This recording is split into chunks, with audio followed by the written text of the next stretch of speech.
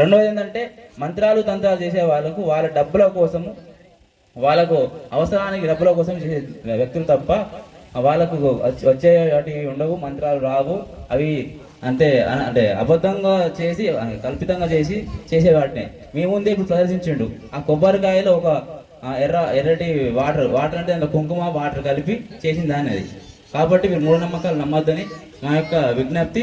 అదేవిధంగా ఇటువంటి ఏం జరిగినా కూడా మాకు వెంటనే చెప్తే మేము వెంటనే అతనిపైన కేసు చేయడం జరుగుతుంది.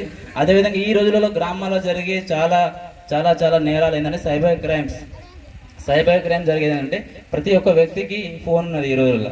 ఆ ఫోన్ ద్వారా ప్రతి ఒక్కరు కూడా ఏం చేస్తారు అంటే మనకు ఒక లింక్ పంపిస్తారు, నీకు 50 రూపాయలు వస్తున్నాయి, ఫ్రీగా వస్తున్నాయి అని చెప్పి ఒక ఫోన్ ద్వారానో లేకపోతే లింక్ పంపించడం ద్వారానో 50 నుంచి 1,00,000 రూపాయలు కావచ్చు. ఆ 1,00,000 రూపాయలు నీకు ఫ్రీగా వస్తున్నట్టు నువ్వు ఏం చేస్తావు, అత్యాశకు పోయి ఆశ ద్వారా ఆ డబ్బులు పోగొట్టుకుంటున్నావు. అతను ఒక ఓటీపీ చెప్పు అని చెప్పి మీకు చెప్తాడు. మీరేం చేస్తారు, మీకు తెలియకుండానే ఆ ఓటీపీ చెప్తారు.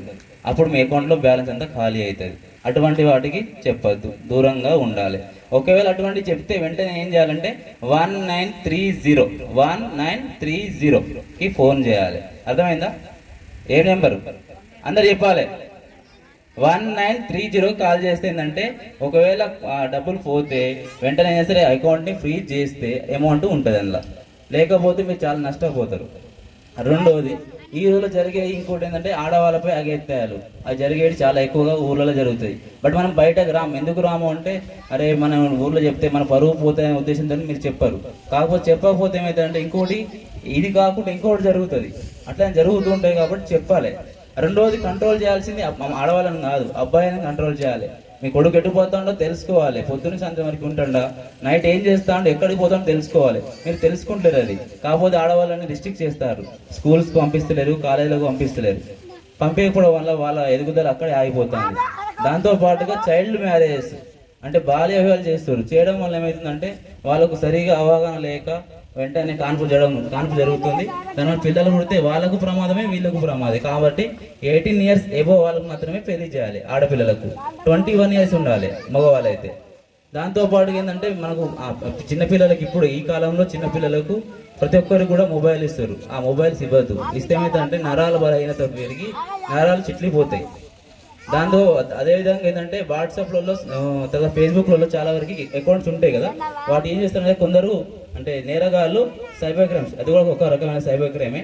అదేంటంటే మీకు ఒక న్యూడ్ కాల్ చేసి మీకు ఫోన్ చేసి మాట్లాడతారు. మాట్లాడడం వల్ల ఏమవుతుందంటే అది రికార్డ్ చేస్తారు. అబ్బాయిలకు రికార్డ్ చేసి వాళ్ళని బ్లాక్మెయిల్ చేస్తారు. బ్లాక్మెయిల్ చేసి ఏమవుతుందంటే వాళ్ళ డబ్బులు అడుగుతారు. మీరు ఏం చేస్తారు, భయానికి బయట చెప్పుకోలేరు, అట్లని చెప్పి పోలీసులకు చెప్పుకోలేరు.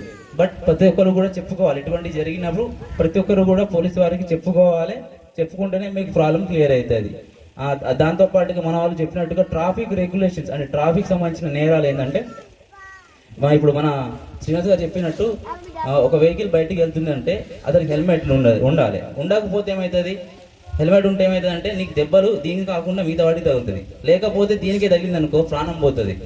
ఉంటే ఏమవుతుందంటే మిగతా కాళ్ళకో చేతిలో దెబ్బలు తగులుతాయి, అంతవరకే. రెండవది ఇన్సూరెన్స్ లైసెన్స్ ఎందుకు అడుగుతామంటే రేపటి రోజు ప్రమాదం జరిగినప్పుడు ఇన్సూరెన్స్ ఉంటే మనకు ఎంతో కొంత బెనిఫిట్ జరుగుతాయి, మన ఫ్యామిలీకి బెనిఫిట్ జరుగుతాయి అని చెప్పి ఉద్దేశంతో చెప్తాం. అదేవిధంగా ఇంకా డయల్ 100 మీకు ఏమైనా ప్రాబ్లం వచ్చినప్పుడు, మీ ఊర్లలో ప్రాబ్లం వచ్చినప్పుడు ఎటువంటి ప్రాబ్లం అయినా 100కు ఫోన్ చేయాలి. అది ఇంపార్టెంట్ కూడా. ఎందుకంటే కొన్నిసార్లు తాగిన మైకంలో కొట్టుకున్నప్పుడు ఏమవుతుందంటే మర్డర్లు జరుగుతాయి. కాబట్టి అటువంటి విషయాలు వెంటనే ఫోన్ చేయాలి. ఏ ప్రాబ్లం వచ్చినా మాకు చెప్పాలి. రెండవది ఎస్ఎన్వై గ్రామంలో ఎక్కువగా జరిగేది సారా, గుడుంబ అమ్ముతారు. ఈ విషయంలో ఆల్రెడీ ఈ ఊరు నుంచి 2 కేసులు చేసిన నేను. ఆ విషయం మీ అందరికీ కూడా తెలుసు. గుడుంబ తాగి ఈరోజు తమిళనాడు కదా, తమిళనాడులో 32 మంది ఎంతమంది చనిపోయారు. దానికి వాళ్ళు 10 లక్షల రూపాయలు ఇచ్చారు. కానీ ఆ 10 లక్షలు ఆ కుటుంబానికి ఏం సరిపోతే, అది తాగకపోతే మీ కుటుంబం బాగుపడుతుంది కదా. మీ తర్వాత చాలా చాలా ఇంపార్టెంట్ విషయం ఏంటంటే మన ఊర్లలో ఎక్కువగా ఎవరిని కూడా చదివిస్తున్నాం కానీ కొంతవరకే వాళ్ళు ఏం చేస్తున్నారో తెలుసుకోవట్లేదు మనం. కాబట్టి ప్రతి ఒక్కరిని చదివిపిస్తే మనం అనుకుంటారు అది మన కోటపల్లి వరకే అనుకుంటాం. బట్ కోటపల్లికి మించి మనకు చెప్పినట్టు మంచిర్యాల ఉంది, మంచిర్యాల మించి హైదరాబాద్ ఉంది. ఇక్కడే ఉంటే చదువుతాం కానీ మనకు తెలియదు, కాంపిటీషన్ తెలియదు. అరే హైదరాబాద్ పోతే ఒక లైబ్రరీలో పోతే కొన్ని వేల మంది లక్షల మంది చదువుతారు. ఎందుకు చదువుతారో మీరు అర్థం చేసుకోవాలి. ఉద్యోగం వచ్చింది. ఇప్పుడు మీ ఊర్లో బెస్ట్ ఎగ్జాంపుల్ చిన్న అనే వ్యక్తి ఉన్నాడు. ఆయనకు ఉద్యోగం వచ్చింది, పైన స్టేజ్ మీద పిలిపించినాం. ఎందుకు పిలిపించినాం? నాకు ఉద్యోగం వచ్చింది కాబట్టి పైకి పిలిపించినాం. అట్లా ప్రతి ఒక్క కొడుకు మీ కూతుర్లను చూసుకోవాలి. అంటే నేను కూడా ఒక అందరికీ గుడ్ ఈవినింగ్.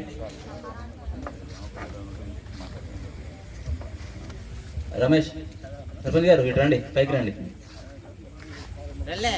వీళ్ళు మాట్లాడేటోళ్ళు ఇంకా మన దగ్గర నుంచి